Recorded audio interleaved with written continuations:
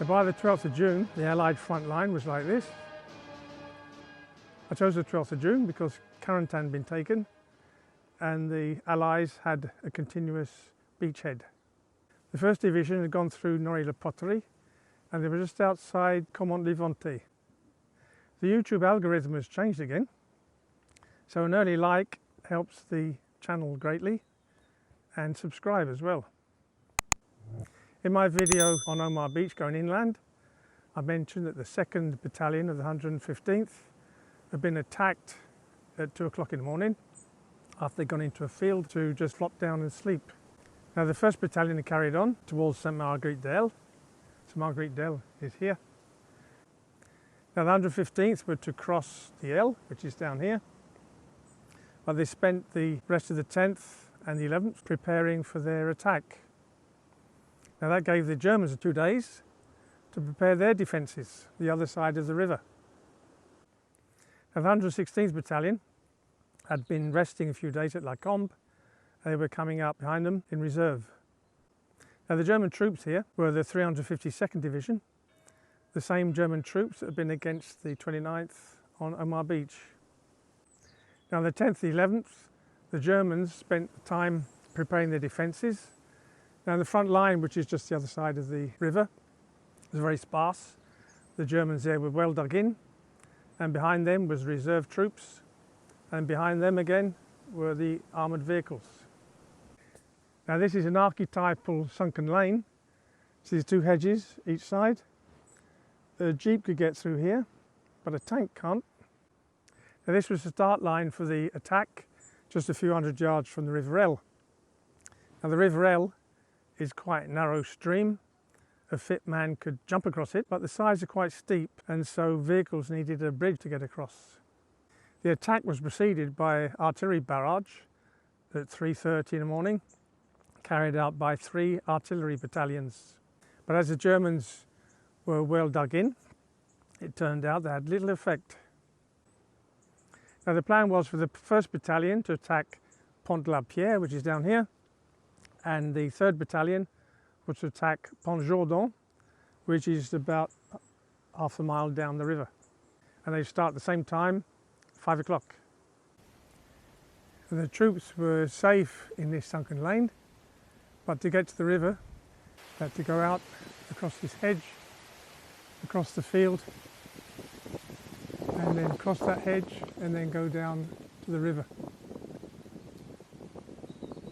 And they were visible from the Germans at all points once they got out this hedge.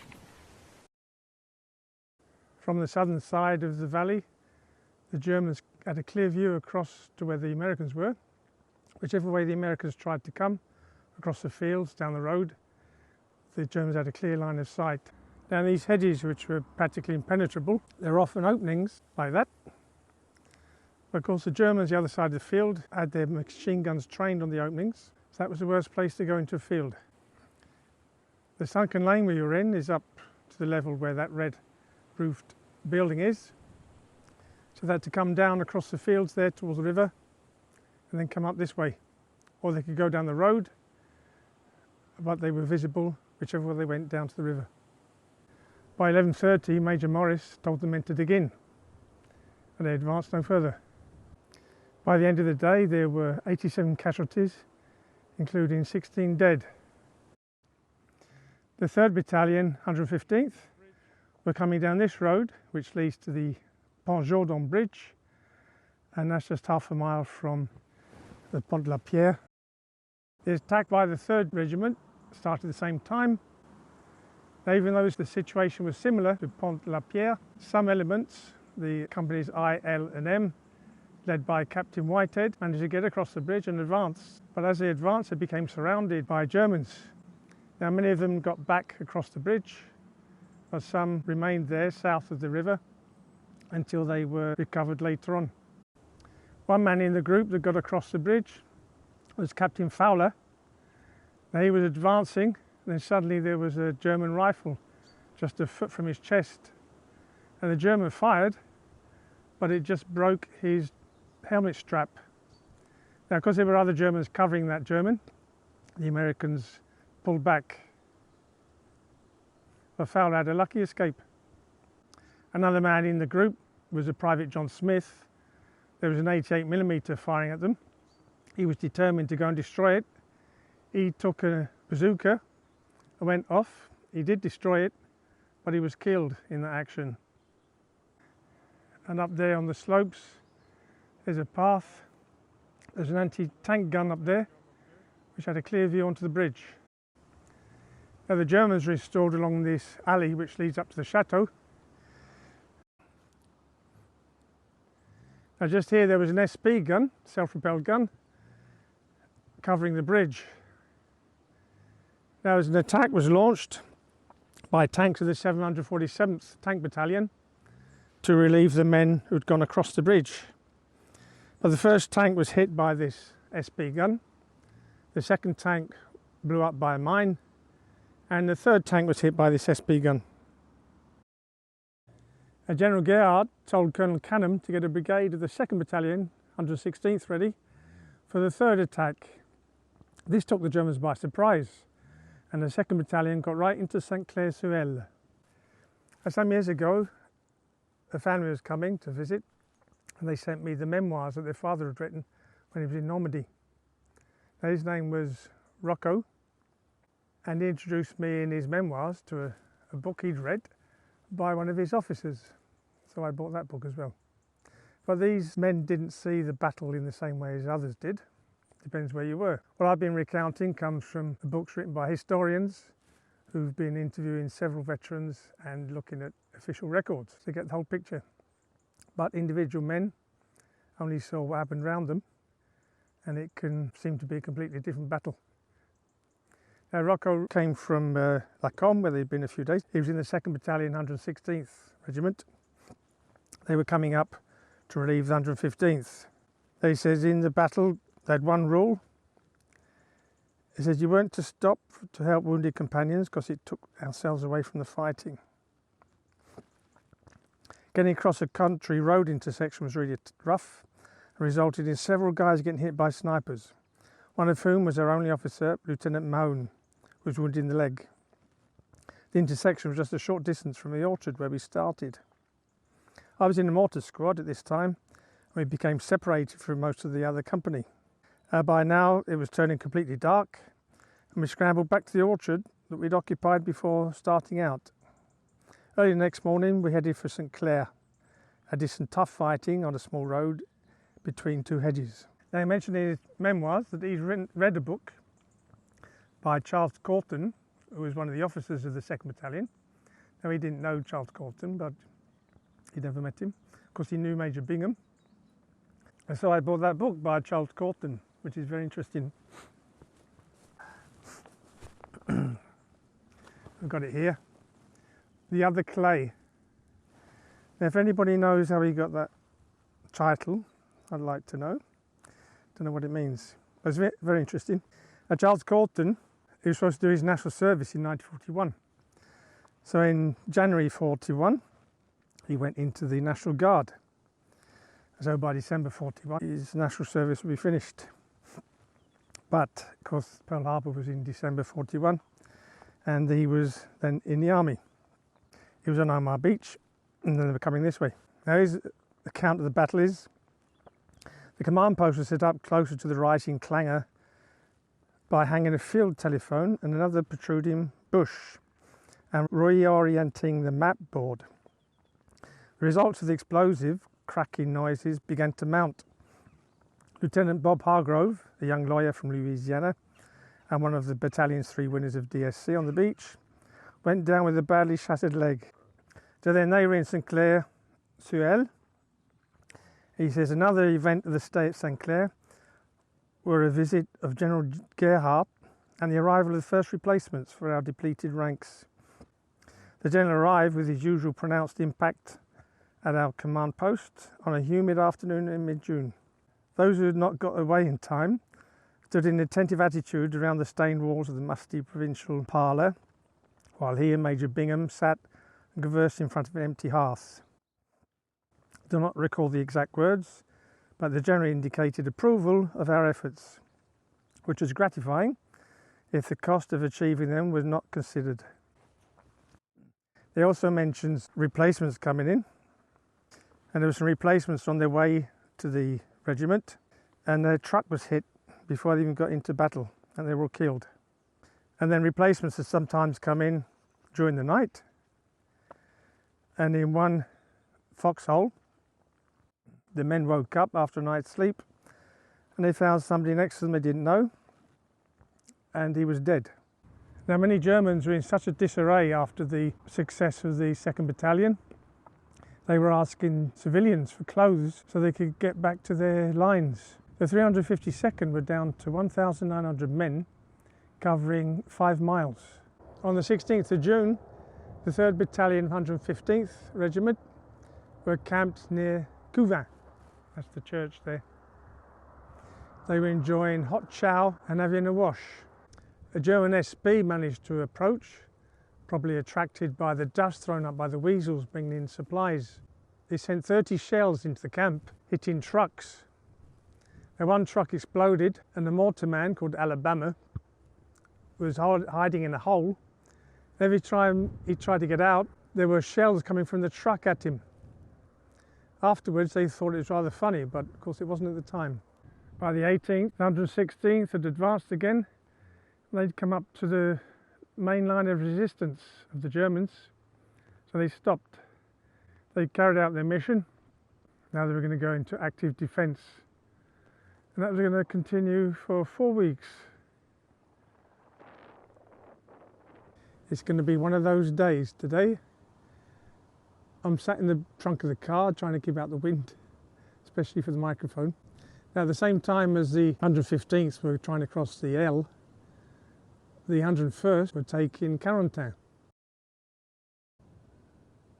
So with the link up being made at Carentan, that was now the weakest part of the Allied front. So to guard against Germans coming up from the south, the 175th were tasked with crossing the River Vire and taking 2 bridges on the Hauts Canal. Now, General Gerhardt wanted to send 1 company to do this, cross the river and go several miles to capture 2 bridges. General Cawthon, which you remember from Omar Beach, he was the deputy commander, he said 1 company can't do that. So as a compromise, General Gerhardt sent 2 companies, and Cawthon decided to go with them. So it was Company C and Company E of the 175th Regiment. Now the plan was for them to cross the River Vire, which is just here, and boats were brought down to allow them to get across. So we're going to see what they actually did. Now there's the river. They were supposed to cross the river under cover of darkness, but because the plan was made in such haste, the time they got to the river, the dawn was breaking. But they crossed quite easily, because once they got into the river in their boats, they were boats for 10 men, they're out of sight of any Germans around here, and so that was quite uneventful. And it took 2 crossings of the boats to get everybody across. They see Montmartin on Graignes was on a high land in these marshes. C and E Company crossed the river separately. They were to join up at Montmartin and then carry on to the bridges. The E Company was coming along this road towards Les Norderies, between these 2 hedges, and they suddenly were ambushed by the Germans just the other side of the hedges. Now the E Company men were lying in the ditches. This is their first time in combat, and they had to be told to return fire. 2 men crawled through a culvert and managed to get into the field, and 2 well-aimed shots killed 2 Germans, and the others retreated. But the Germans were still close in and haranguing them, telling them to surrender. 1 GI gave a burst of a bar, and another GI saw the boots of a German hiding behind a cow, and with a burst of fire he killed both of them. He got told off for wasting ammunition. Château de la Vigne is just north of Montmartin-en-Graignes, and the survivors of Company C and E joined up here. So General Cawthon made 1 whole group of the survivors and decided to go east of Montmartin, between the River Vire and the town.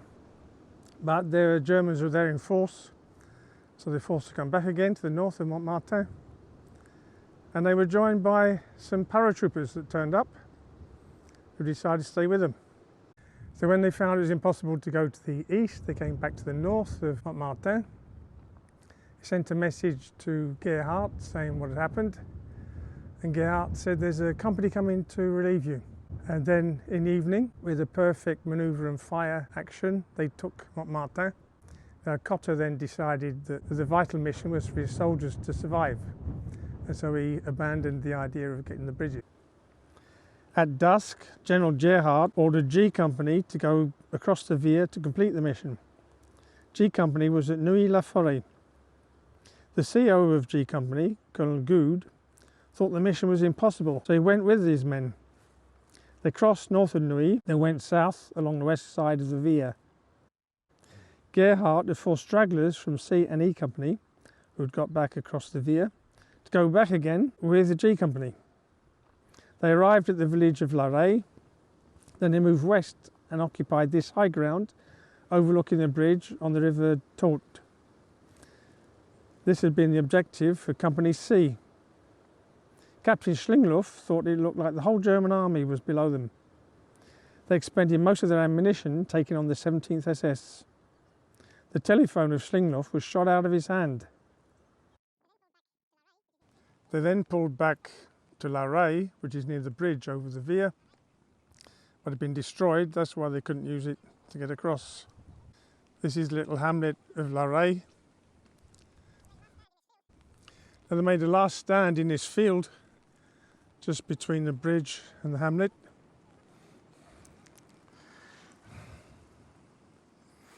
The Captain Schlingelhoff was badly wounded. Colonel Good said, "They've killed enough of your men. I'm going to surrender you." So he held up a white handkerchief. G Company started off at Neuilly-la-Forêt, which is over there. The one exhausted man from G Company, who was over here, he got back across the river and he was met by some men from F Company. He said, "How did I go over here?" They said, "You swam." He said, "Well, I can't swim." Cawthon took 100 men back across the Vire. Just 30 men of G Company went back out of 190. General Gerhardt was criticised quite severely for having ordered this mission with so few men and with so little preparation. Now on the 16th of June, the 175th advanced 3 miles, and then on the 17th they took Ménil-Rouxelin, which is where we are, and we're just 2 miles from Saint-Lô now. The Germans were taken by surprise. This was the headquarters of the 352nd Division. Now the cooks and the clerks had to be put into service to fight off the Americans, and General Graignes moved his headquarters to Saint-Lô. General Gerhardt was pleased with them for once, with the advance the 175th had made, especially that they'd taken Hill 108, which is where we are now. And Lieutenant Colonel George, who had been riding along on a bicycle on the 16th, shouting to him, "Give them hell, boys." His luck ran out on the 17th on Hill 108 when a grenade went off in his face. General Gerhardt said he shouldn't have been up there. You see here is another archetypal sunken lane. It's like a tunnel. On a map, Hill 108 looks like you should have commanding views of Saint-Lô. But in fact, because of all the hedges, you can't see anything. The CO of the 175th expected to be in Saint-Lô tomorrow, but he didn't know what the Germans were preparing. On the 18th, the Germans started pounding the hill with howitzers and artillery, and they were attacked by 2 battalions of the 353rd Division. The fighting was so close that the Germans were haranguing them from the other side of the hedges. The GI already mentioned when the truck was exploding, called Ali Baba, he had both his feet blown off by an 88mm shell, and he took out his pistol and shot himself in the head. By late afternoon they were hardly holding on to the hill. They had no liaison with the artillery, so then the connection was re-established and the artillery started firing and dispersed the German attack. Now, the 1st Battalion's stand on Hill 108 earned them the Croix de Guerre. They had 60 dead, 250 casualties. The 2nd Division has struggled to cross Trevière. Now, with the 29th Division advancing further up down the Elle, that allowed the 2nd Division to advance, and they crossed the Elle here at Saint-Jean-de-Sévigny. We're just less than a mile from Pont Jourdan, where the 115th had a hard time getting across. By the 13th of June, the 2nd Division were just near Saint-Georges-d'Elle. And then they took the town. This monument here reminds me of an incident with a veteran I had some years ago. In fact, it was 2004, and he was 93. And he'd landed on Hauts Beach at 6:45 in the 2nd wave. So he was 33. That's pretty old. But we had 3 days in Normandy, and we came here. And when we saw this, the 2nd Infantry Division took this town. He said, oh, they had it easy. They landed on the 7th. As if Hauts Beach was the only difficult thing that happened in Normandy. On the 16th of June, the 2nd Division were given the task of attacking Hill 192, which is behind me. It was a vital hill to capture before they got to Saint-Lô. If we look the other way, you can understand why it's so important. Apart from overlooking Saint-Lô, from here they could see right to Hauts Beach. The 2nd Division got halfway up the hill, then they were repulsed. It was too well defended. So then, from the 17th, they were put into repose and set to retrain to attack Hill 192 later on. Now, General Bradley had decided that it was imperative to have a deep water port, and so he decided to concentrate on Cherbourg. So all the men in the 2nd, the 29th, the 30th that had joined them, they were put into active defence, and that was going to carry on like that for nearly a month. So there'll be a video about taking Saint-Lô in the future, so subscribe to be kept up to date. As the assault on Mahlmann line started on the 3rd of July, it became evident that it wasn't going to lead to a rapid enveloping of Saint-Lô. So General Corlitz's 19th Corps was going to go into action again. The 30th Division, which landed in the middle of June, was to cross the Vire. On the 7th of July, the 117th Regiment, followed by the 119th, would cross the river, take Fromond, then advance towards Saint-Jean-de-Dé. Once this action had pulled the Germans into this region, the 120th would cross the Tourte Canal from the north, and they join up just south of Saint-Jean-de-Dé at a crossroads. The attack had powerful artillery support, but the promised air support was called off because of the bad weather. The Americans had learned from actions like crossing the Elle on the 12th that they shouldn't try to get across bridges heavily guarded. Another reason they couldn't cross this bridge is it had been damaged. So they decided to cross the river just about half a mile from the bridge and just round a bend, so that they couldn't be seen by the Germans, just here. So they brought up 32 boats for 12 men each and used those to cross the river. Now, because the sides are quite steep, they brought scaling ladders with them to get up the banks. And the first men across advanced to the first hedge and took on the Germans there.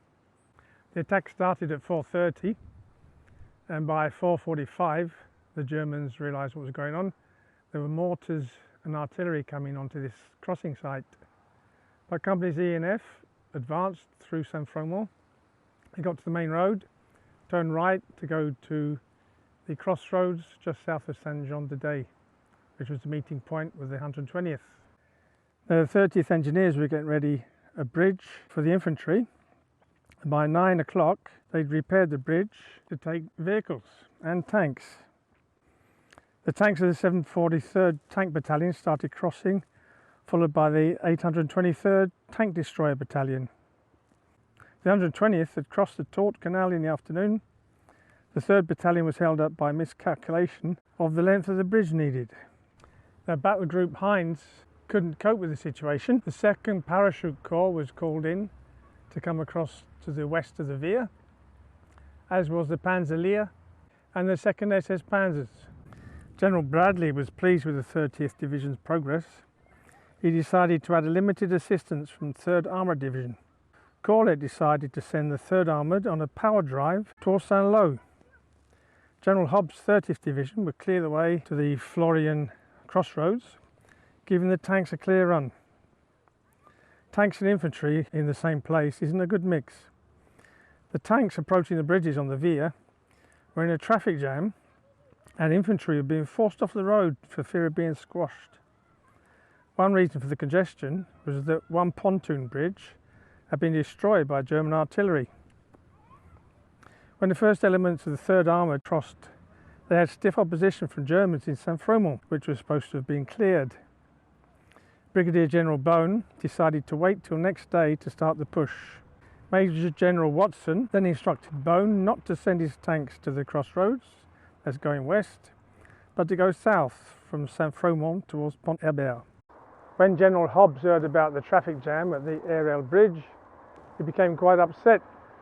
He felt it was the presence of the CCB, that's the Combat Command B, in the area was holding things up.